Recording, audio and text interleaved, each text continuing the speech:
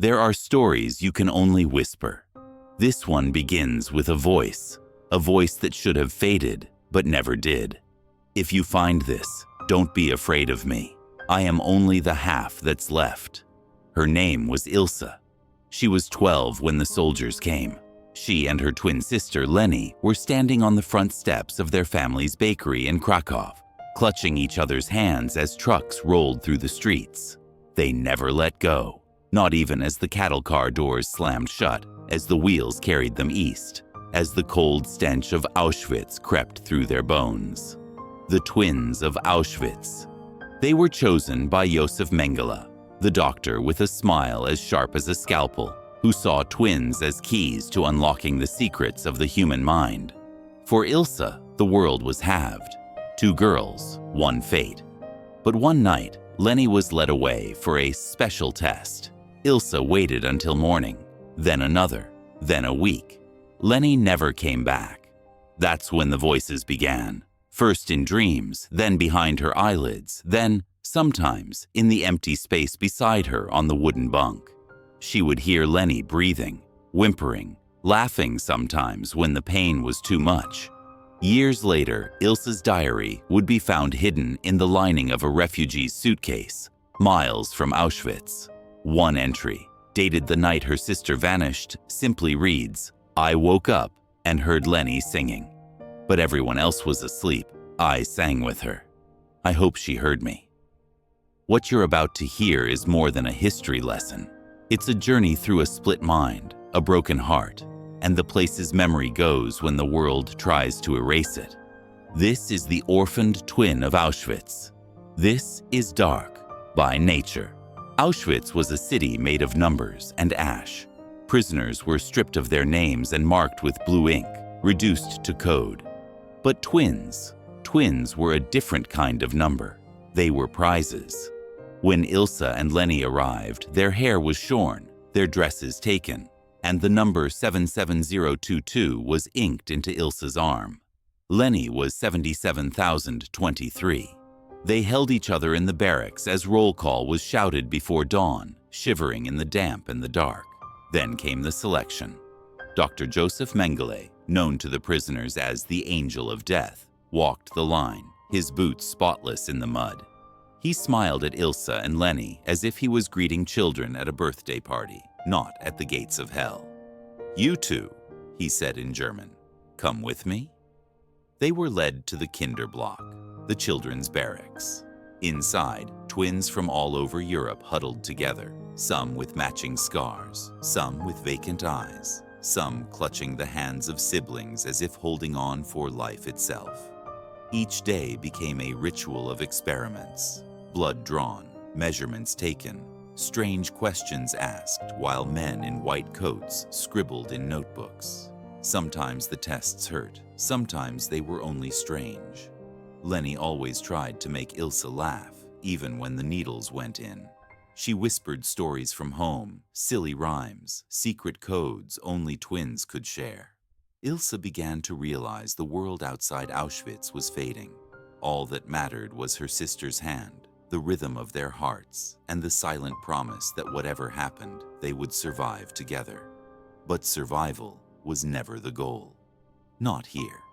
Here, they were specimens, living puzzles for a mind that wanted to know how far you could bend a soul before it broke. And every night, as darkness swallowed the camp, Ilse listened for Leni's breathing, memorizing it like a prayer. Because in Auschwitz, the sound of your sister sleeping was proof you hadn't lost everything. The day everything changed was colder than most.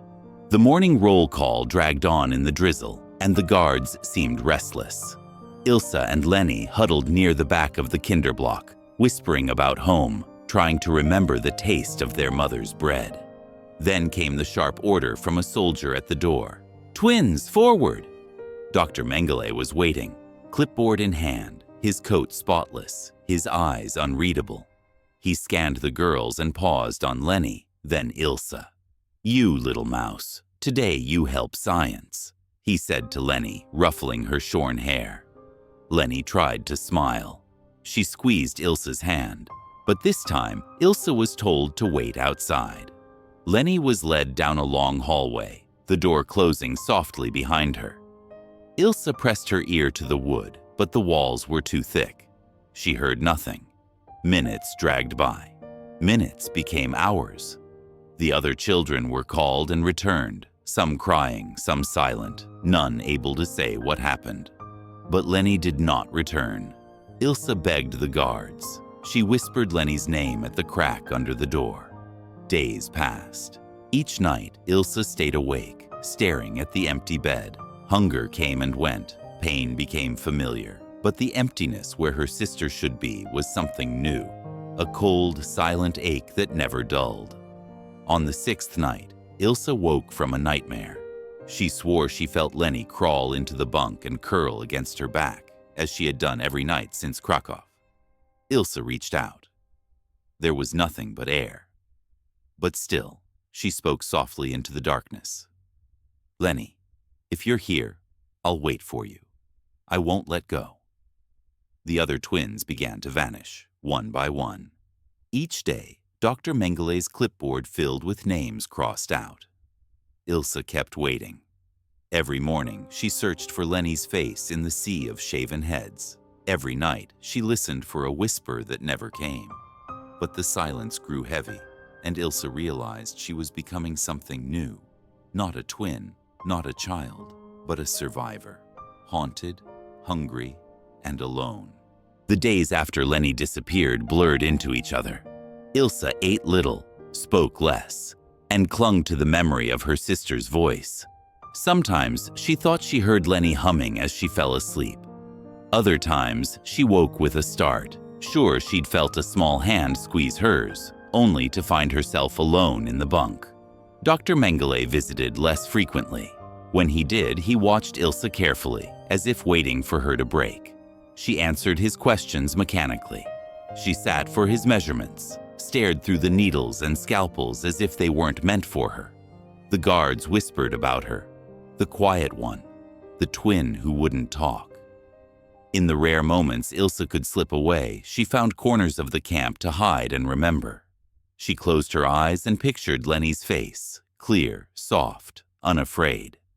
Ilse whispered their secret rhymes to the empty air, hoping her sister would hear.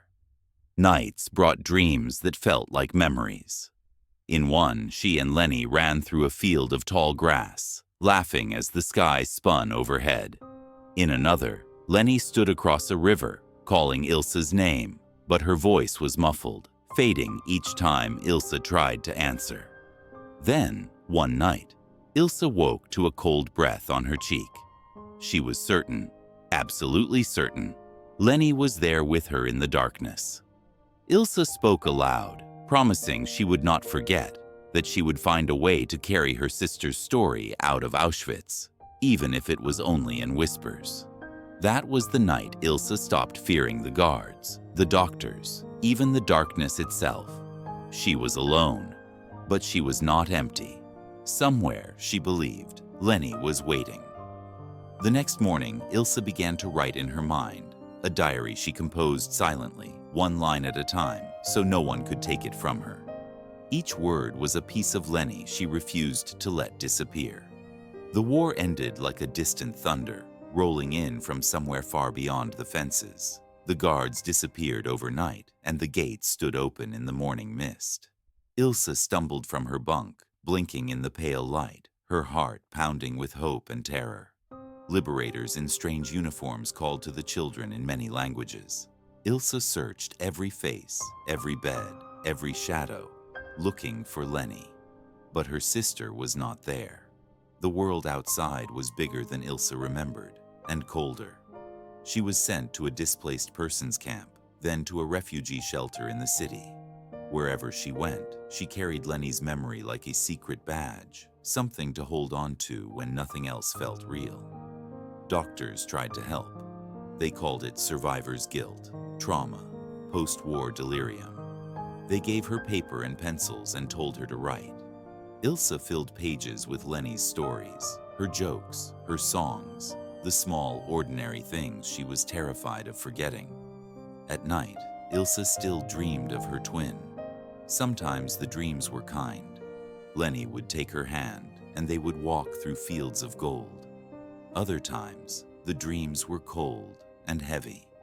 Lenny stood just out of reach, her mouth moving, but Ilse couldn't hear the words.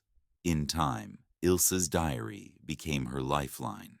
She hid it in the lining of her suitcase, folded notes into the hems of her dresses, whispered her secrets into the fabric so she'd never lose them. But there were moments, sharp, brief, terrifying, when Ilse heard Lenny's voice as clear as day. A giggle in the rain, a warning whispered at the edge of sleep. She learned not to tell the doctors. She learned to carry her grief in silence, just as she had carried her sister's hand through the barbed wire and the smoke. For years, Ilse wandered. She found work, friends, even laughter, but nothing filled the space that Lenny left behind. In quiet moments, she would sit with her diary and write one line, over and over. I am only the half that's left. As the years slipped by, Ilse tried to build a life from the pieces that remained. She found herself in a small apartment in Paris, then a quiet village on the coast, always moving, always searching for something she could not name. But everywhere she went, she carried Lenny with her, sometimes as a memory, sometimes as a presence so real it was almost physical. Ilse became a curiosity in the survivor community. People whispered about the twin who talked to shadows, who wrote letters to someone lost in the camps. Psychologists took an interest. They spoke to Ilse about phantom limb syndrome of the soul, about how some twins, after separation, claimed to hear or feel their sibling long after they were gone. Ilse agreed to participate in interviews, studies, even hypnosis. Under deep relaxation, her voice sometimes changed, softer, higher, speaking in German nursery rhymes only Lenny had known. Doctors argued over the recordings. Was it trauma, dissociation, or something stranger? There were nights when Ilse woke to find writing on her diary pages she didn't remember. Notes in Lenny's handwriting, songs, apologies, even a secret code they'd shared as children. She tried to tell herself she'd written them in her sleep, but deep down, she wondered if Lenny was really gone. In one interview, a psychiatrist asked, "If you could say one thing to your sister, what would it be?" Ilse answered without thinking, "I would tell her I waited. I would tell her I kept the promise." As word spread, others who had survived Mengele's twin experiments began to reach out, some with similar stories of voices, dreams, impossible connections that would not die. Ilse wrote to them, collected their accounts, and began to see a pattern. Loss, yes, but also something deeper. A tie that not even death could sever. She realized she was not alone in her haunting. Across continents, across decades, orphaned twins searched for their missing halves in dreams and diaries and whispered songs. The world had tried to erase them, but the bond remained. In her final years, Ilse dedicated herself to telling their stories. She spoke in schools, at memorials, at survivor gatherings, always ending with the same words. There are voices you never stop hearing. There are hands you never stop reaching, for Ilse's story did not end with a final page. Even as her hair turned silver and her voice softened with age, the bond to her sister was a thread that never frayed. In the quiet hours before dawn, she would still catch herself listening for Lenny's laughter, reaching for her in sleep. The world eventually learned the horrors of Auschwitz and Mengele's twisted experiments. Documentaries, books, and testimonies painted a grim portrait of scientific curiosity turned cruel. But for Ilse, the greatest horror was not the pain or the fear. It was the silence that followed, the emptiness where her sister's voice used to be. In her last recorded interview, Ilse sits by a rain-streaked window, diary in hand. She looks into the camera, eyes bright but haunted, and says, "They tried to make us forget. But you can't unmake a twin. You can't erase half of your soul." After Ilse's passing, her diaries and letters were donated to a Holocaust memorial museum. Scholars who studied them were struck by the consistency of Lenny's handwriting, notes that appeared years apart, always in the same looping style, always signed with a secret mark only the sisters knew. Some call it trauma. Others call it a miracle. Ilse called it a promise kept. Her story inspired others, survivors, families, strangers, to reach out, to tell their own stories, to reclaim what was lost in the darkness.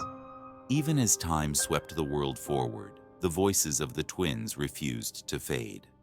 In the end, Ilse's legacy was not just survival, but memory, a living, echoing truth that some connections endure beyond cruelty, beyond history, beyond death itself.